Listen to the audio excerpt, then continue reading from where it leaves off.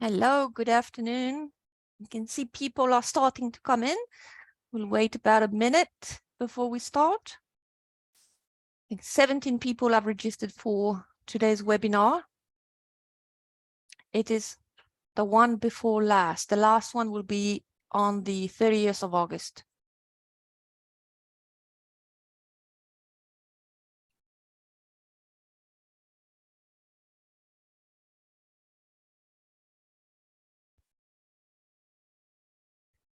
Okay. So good afternoon. Thank you very much for joining us. Before we start, I would like to remind you that there must be no discussion of prices, surcharges, fees, cost, particular customers, revenues, market shares, or any other commercially sensitive topics. In particular, you are reminded that no market agreements have been or will be decided at meetings of KBEF, whether they involve prices, amount, or areas. So thank you for joining us today. Carlis and Damien are going to get us through the presentation and the DTR project updates. Thank you, Kieran, and thank you, KBEF, for organising this webinar. Good afternoon and welcome everyone to this joint MPI and Customs DTR Sea Freight project webinar on 9th August 2023. The purpose of today is to give you a quick update on where we're at with DTR, key messages since the mandate, and then we'll open it up for questions at the end. On the panel, I have with me Carlos. Sylvester is currently on annual leave and will be back on 21st August.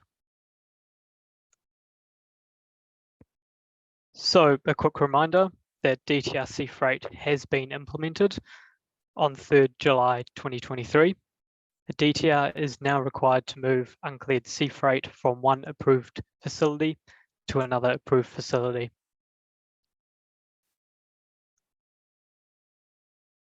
For FAK movements from port to CCATF, here are the key messages.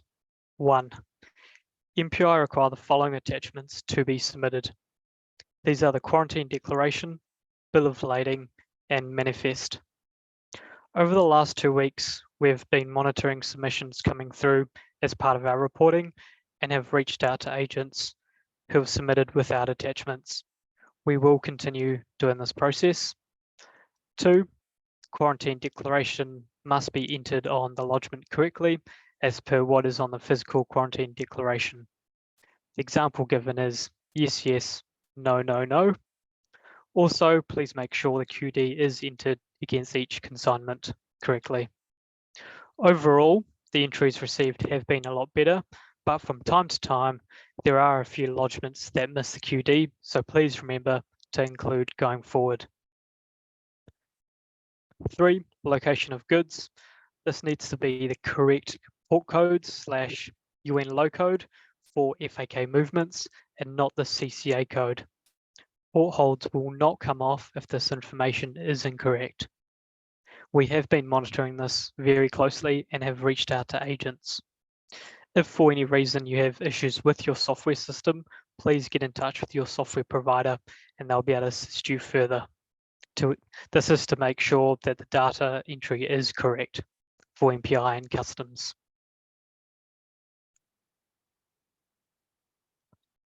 This dashboard represents the total applications per month, total FAK applications and containers by company, applications and containers by port of discharge, NZAKL, NZTRG, and NZLYT. This makes up 90% of the FAK imports that take place through these 3 ports.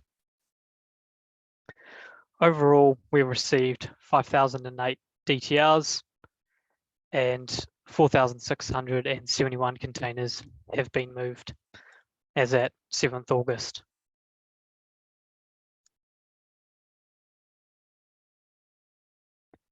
DTRs requested for movement off port with no documents attached. For July, with all the submissions we received, 12.61% had no documents. Overall, that's not too bad, but for August, I like to see the percentage below 10%. As at 7th August, we are at 7.29%, so please continue to attach docs with submissions. For the status of ports, all New Zealand ports will need to be DTR active by Friday, 1st September 2023. In green are the DTR active ports. This is also visible on the DTRC information page, which is available on the Customs website. For the ones that are in testing and development, we're currently testing with Northport and expect to have them onboarded very shortly. For the master terminal ports, we're working closely with them and can provide a better update at the next webinar on 30th August. In terms of the pilot partner status and status of submissions, as of today, the FAK volume on DTR is sitting at 97.18%. So our last webinar, I think we were sitting at anywhere between 94 to 95%. So we have had a lot of submitters jump on board. So thank you, which leads into the second one, the number of submitters. We have just reached over 100. So this also includes all the FAK top 20 submitters, which have also all been onboarded. Now I'll hand over to Carlos to take us through the DTRs for movement of DVAND LCL consignments between CCATFs. Cool, thanks, Dan. Okay, so if you remember, phase 2 of the pilot was around LCL consignments, so those individual consignments which are DVAND from a FAK container, and then have to move from one CCATF to another CCATF. So that's all going well. The overall process is very similar to an FAK movement, just with a couple of slight changes. So when doing a LCL movement, you still have to put in your container number, the original container that for the FAK container that the goods came in on, but you don't enter the QD information. This is really to make sure that you get the correct response back and there's no holdups or anything like that. Everything else is pretty much the same, but also pay attention that if your container has been devanned and those goods are already at a facility and are being moved to another CCATF, then the location of goods also changes. It's not going to be the port, it's not going to be the starting point of that movement. It's now going to be at a CCATF. So just pay attention to the location of goods and the transit destinations, making sure that they are both the end point and starting point of the DTR movement. We still have one outstanding issue around a small handful of CCATFs that aren't approved for sea containers, that when moving an LCL consignment, because we are requesting you put that container detail in, that trigger a specific alert, an error in TSW. So if you do see that error message at the bottom come up, which is saying that the TFCF specified as transit destination is not approved for sea containers, then what will happen is the DTR will be unable to be submitted. So you're still permitted to use your collector's permit at this stage to move that LCL cargo to that facility. We have been investigating this issue and we've made some headway on it. So we'll hopefully have that resolved in the coming weeks. As soon as that is resolved and put through into production, then comms will be sent out to everyone involved, making sure that they know that this problem has now been addressed.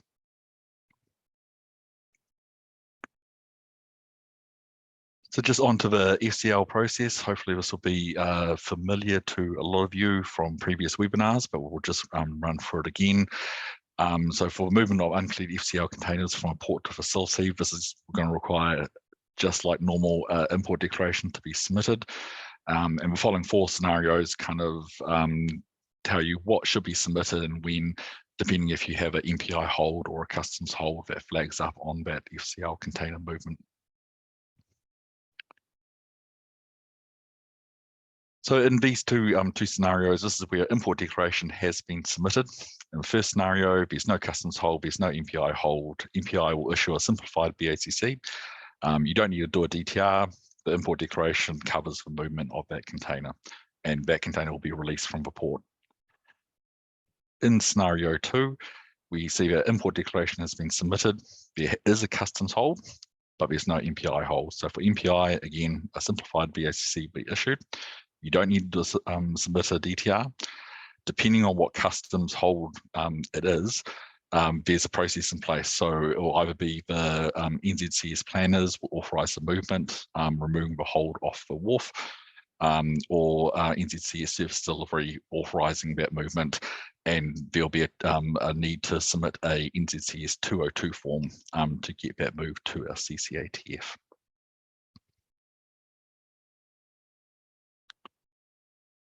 So for scenarios 3 and 4, so again, for scenario 3, an import declaration has been submitted. There's now both a customs hold and an MPI hold for the container. Again, no DTRs needs to be submitted. For MPI, follow that chart down to the bottom. We'll see you're just going to be waiting for your input entry to be processed and MPI BACC to be issued. And the same again for customs, depending on what customs hold is placed, it shows what requirements need to happen to get that container off the wharf. And the last one for scenario 4 is where the import entry has been submitted. There's no customs hold and there's an MPI hold. You don't need to submit a DTR.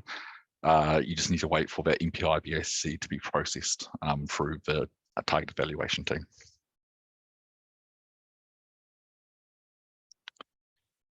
Now, this last scenario is again a slight different. So this is the kind of exception scenario where, for some reason, import declaration just cannot be submitted at that point in time.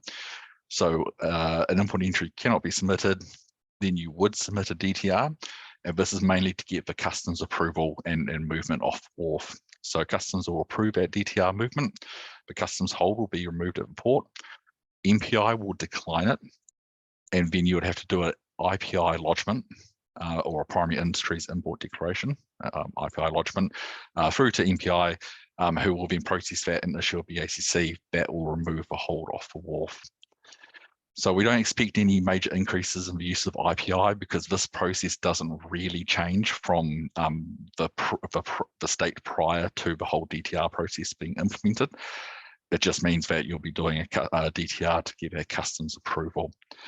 And again, this process is used kind of in exceptional circumstances for FCL containers where a full import declaration cannot be submitted at that time.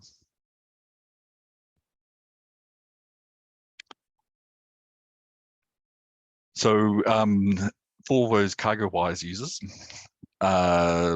for the ocean freight DTR process, so the DTR team, KBAF and CargoWise met a few weeks back to discuss some of the issues being raised regarding ocean freight DTR processes.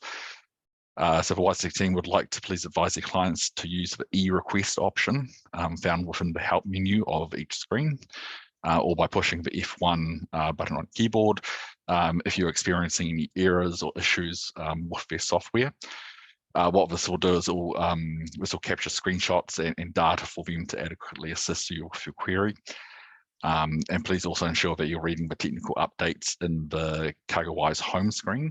That's actually being updated quite often, or it can be found online that are specific to the DTR process with the CargoWise system. And that will also include some screenshots and step-by-step instructions. And again, I'm hoping everyone's well aware of this. On the customs website, we have a DTRC information page. There's a whole bunch of information there, including FAQs, which are constantly being updated. So if you've checked them a couple of months ago or when you first started this, this project with us, please go back there because they're constantly being updated. There's also a whole bunch of different training materials around the process of what information to enter when submitting LCL DTR movements, FCL DTR movements, break bulk movements, and the like.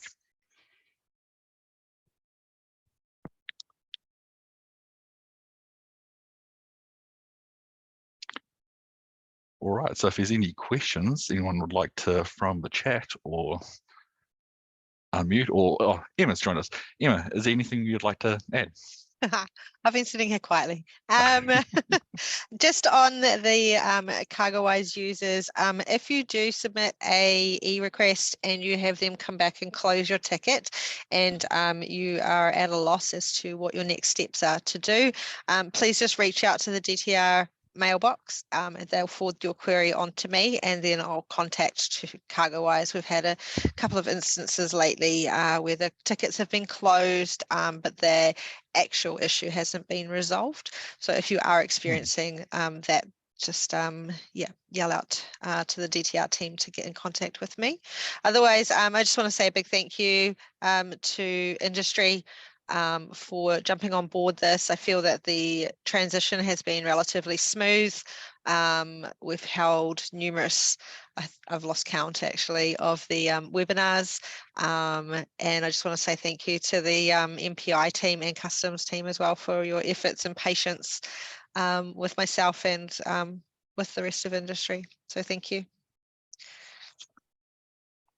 No, thanks, Emma. It's really good, and it was really good to see those stats before, up to 95% of people on board in the FAK process in particular.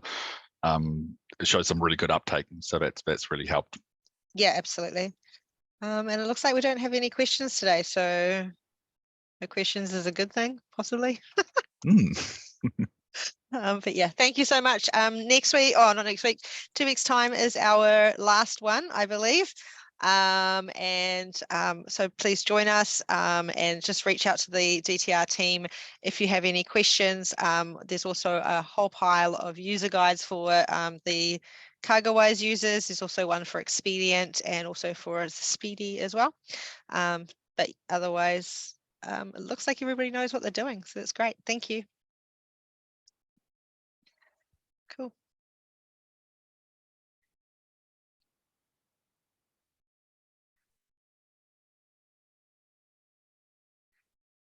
Okay, so thank you very much. And then we'll see you on the 30th of August.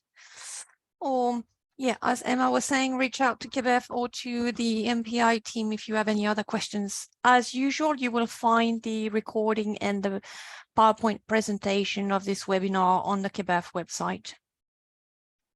Cool. Thank you. Have a good afternoon. Bye. Cool. Thank you. Thanks all.